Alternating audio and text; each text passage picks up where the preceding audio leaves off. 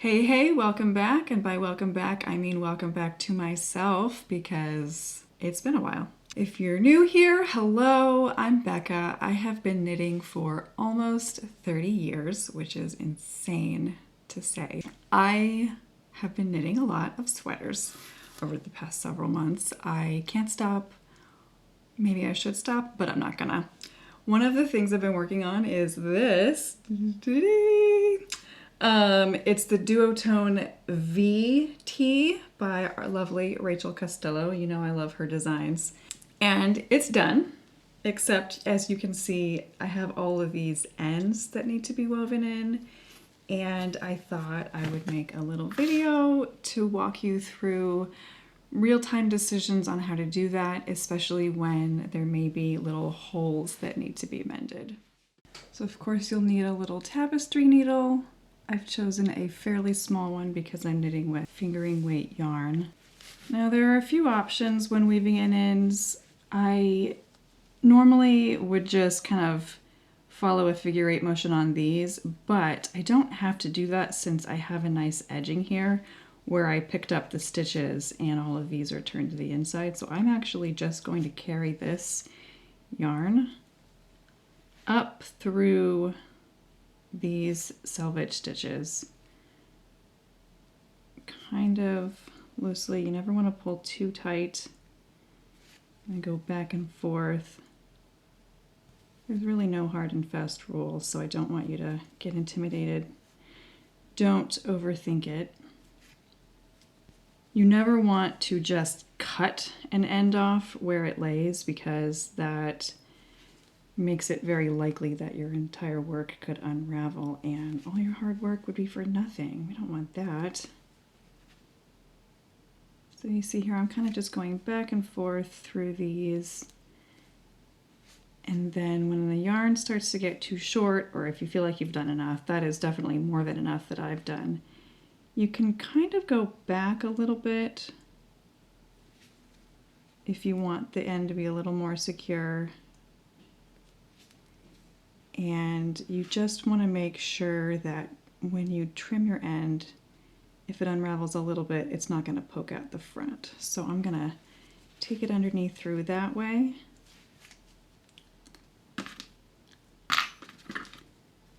Then I'll trim it fairly close, making sure, of course, that I don't cut these stitches.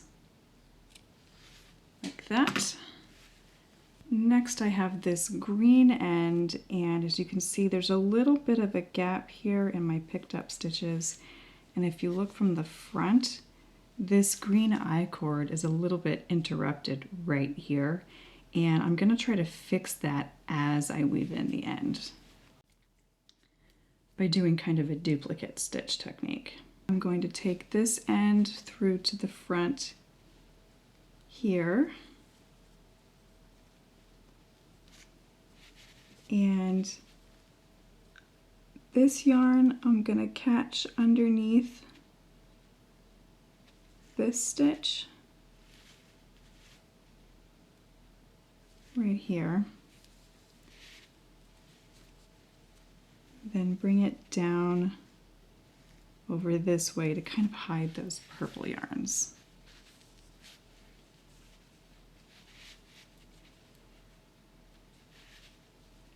That's a little bit better. I don't want it to be too thick, and it doesn't have to be totally perfect, but I just want it to be a little bit better, especially since this is right at the very front. And then I'll come up through here again and then stitch down right into there.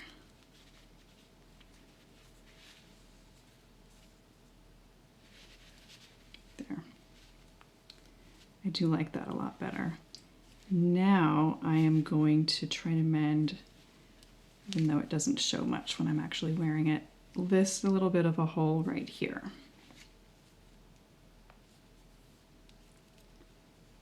Actually, I'm going to do that with this end. Real-time decisions, guys. Now to weave in this end, I'm actually going to utilize this I-cord. It's basically hollow.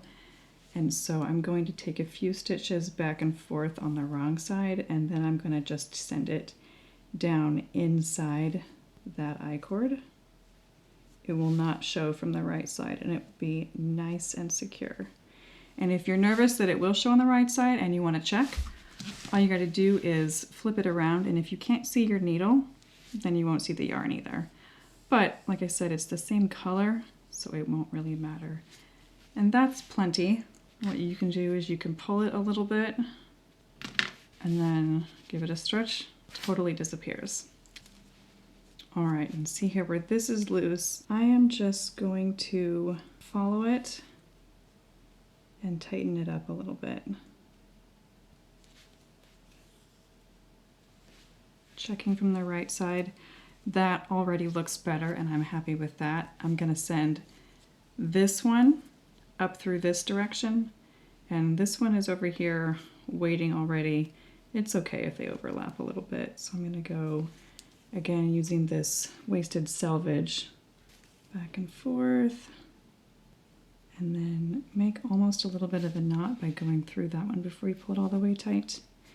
And then I'm going to go back the other direction a little bit just to anchor it.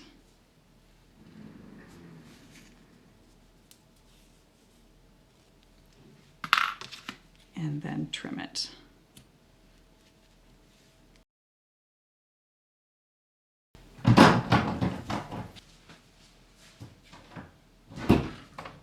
What?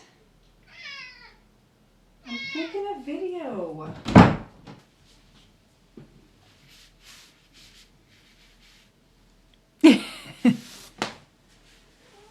Where was I? Follow the edge around until I keep finding more. And basically you will do this for every loose end that you have until you're done. If the thought of having this many to do all at once makes you feel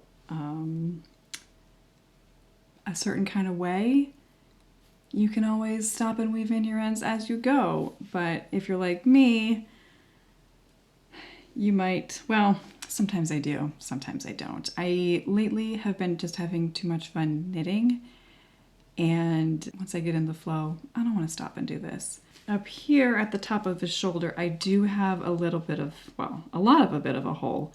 I'm going to show you how I can fix this so that you don't feel like you've ruined anything if this happens to you. The reason why I have this is because this was knit in 2 separate pieces, and then I joined them with this 3-needle I-cord bind off, and then I picked up more stitches over here, and I love it, but there's just a little bit of a gap. There is yarn connecting them. It just is kind of loose. That happens sometimes with me. So here we go on the wrong side. You can see the path of this yarn. Even if I pull it a little tighter,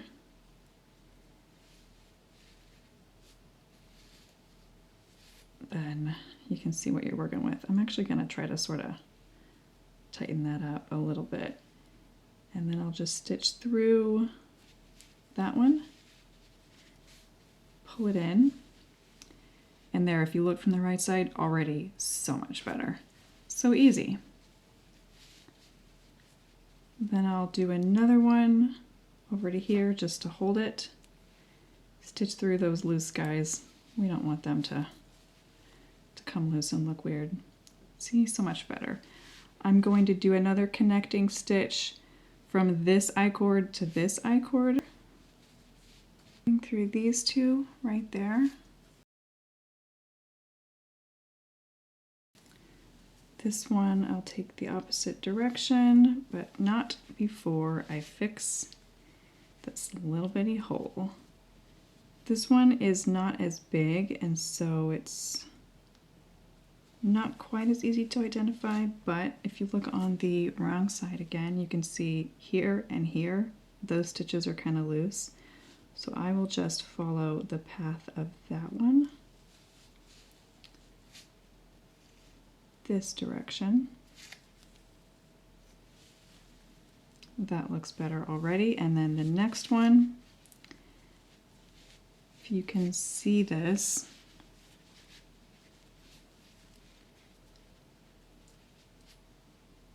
this stitch comes through here and through there. that is looking a little loose. I'm actually going to come around this way, stitch up through that one, and then see what happens if I stitch that way again. Yep, I do like that a lot better. So you want to just work with the fabric that you have already created, using these ends strategically to fix any stitches that may have gotten stretched out. Where are we now? This is the center back neck.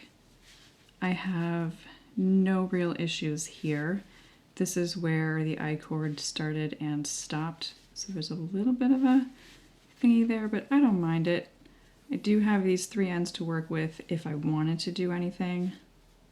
Let's give it a little try. It almost is like there's a stitch right here that needs to be filled in. Maybe it's more like painting. So I'm just gonna fill it in.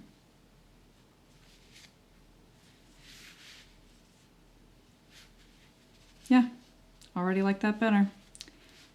And then I'll send this one down the middle inside this I-cord,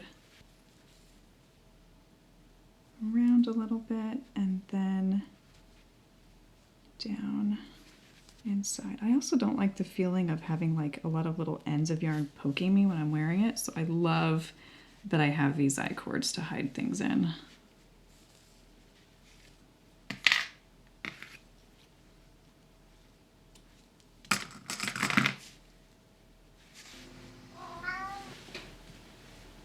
Now he wants back out.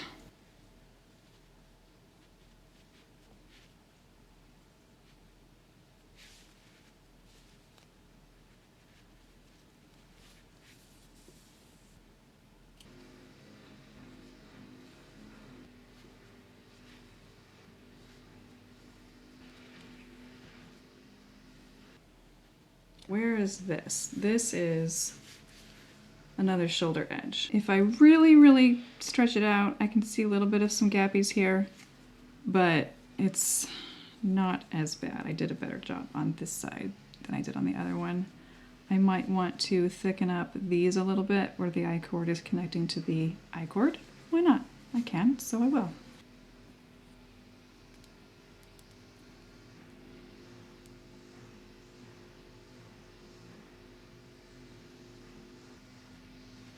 You can stitch up through that little opening in that stitch, and then just follow up here where that one is.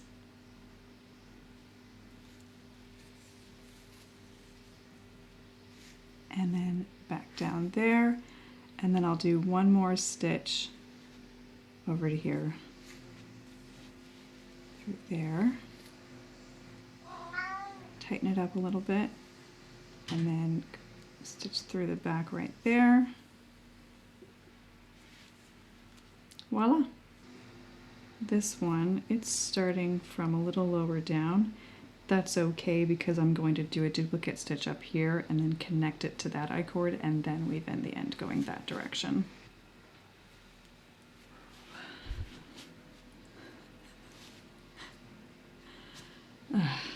So what I want to do is connect this stitch to that stitch with just one more stitch. And so I will stitch through the middle of that upside down V there. Connect it through here. And then back down where I started before. See how much better that looks? And you might notice I'm kind of changing up my techniques willy-nilly all over the place. And you know what? I do what I want, and so can you. There's no real prescribed formula. This one was picked up along a horizontal end, and this one is picked up along a vertical selvage. So there's more of this here. So I'm gonna just work with what I got.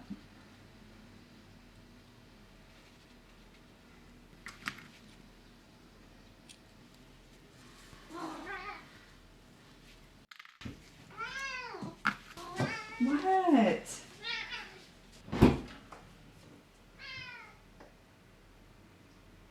barking? Almost done. I'm almost done.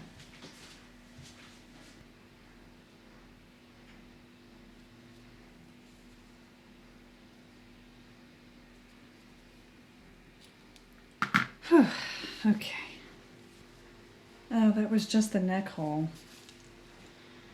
I still have the armholes and the hem and any loose ends on the inside from when I had to change yarns. I'll be back later to show you the finished product because my cat's hungry and frankly so am I. Ta-da-da-da! I wove in all the ends. I didn't find any more holes, but I did it. Gotta turn it wrong side out and check. Make sure there's no more on the inside from when I had to start a new ball of yarn. I got them all. All that's left now is block it, let it dry. That should hopefully straighten out a little bit of this tendency to roll, and then I can wear it.